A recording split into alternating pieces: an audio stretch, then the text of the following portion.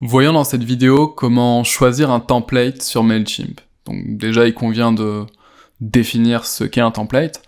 Un template, c'est la structure de l'email en fait. C'est vraiment à partir de ça qu'on travaille pour pouvoir façonner l'email qu'on souhaite envoyer ensuite lors d'une campagne d'emailing. Alors pour se rendre sur les templates, il faut aller dans le menu, cliquer sur Brand, et ensuite sur Templates. Une fois arrivé sur la page relative aux templates, on se rend compte que on a accès finalement aux templates qu'on a déjà fait, ou alors la possibilité d'en créer un nouveau. Nous, c'est ce qui nous intéresse, donc on va se rendre en haut à droite sur Create Template, ce qui va nous permettre tout simplement d'effectuer la sélection d'un template. Alors ce qu'il faut savoir, c'est qu'il y a 3 manières de sélectionner son template. Le template, c'est vraiment le point de départ pour pouvoir après, comme je vous l'ai dit, configurer, personnaliser son email pour par la suite l'envoyer. Donc il y a 3 points de départ qui sont possibles. Soit le layout, qui est en fait des templates qui sont proposés par Mailchimp et qui sont assez neutres, qui représentent des structures de base, disons, pour plusieurs typologies de campagnes, à savoir par exemple vendre un produit, faire une annonce importante transactionnelle, comme par exemple communiquer sur des moments forts comme les soldes. Tell a story, ça c'est plus pour faire du storytelling, pour engager, pour sensibiliser sa communauté sur des informations clés. Follow-up qui est là plus pour rebondir suite à une action effectuée par un de vos abonnés, je sais pas, par exemple un abonnement à votre liste, vous pouvez envoyer un email derrière pour les remercier, etc. Ça fait partie un petit peu du cadre d'utilisation de ce template-là.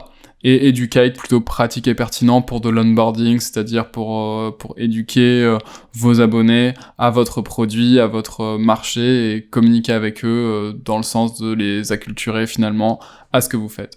Et il y a aussi des templates plus basiques, dans le sens où là c'est vraiment des choix en fonction de la structure, une colonne pleine page, etc. Et voilà, donc je vous laisserai, vous par la suite, parcourir un petit peu de tous ces templates-là pour pouvoir faire votre choix en fonction, bien évidemment, du message que vous souhaitez délivrer à vos abonnés. Donc là, c'est la partie layout. Ensuite, il y a la partie thème, qui est dans le même esprit que le layout, à l'exception près que là, on part vraiment sur des templates qui sont déjà bien finalisés, qui sont des exemples de fausses entreprises, où on voit des templates qui sont déjà faits.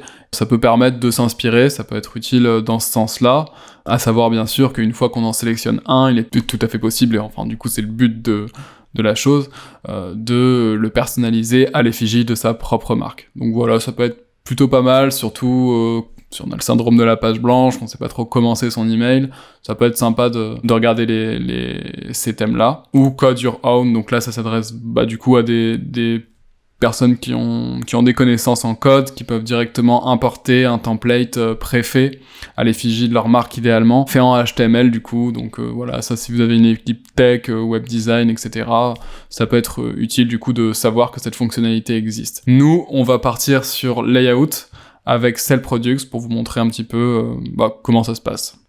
Donc là j'ai cliqué, et voilà, on a choisi un template, et ça va nous permettre par la suite de vous montrer les différents éléments pour pouvoir le configurer, le personnaliser à l'effigie de son entreprise pour délivrer le message souhaité. Voilà pour cette vidéo.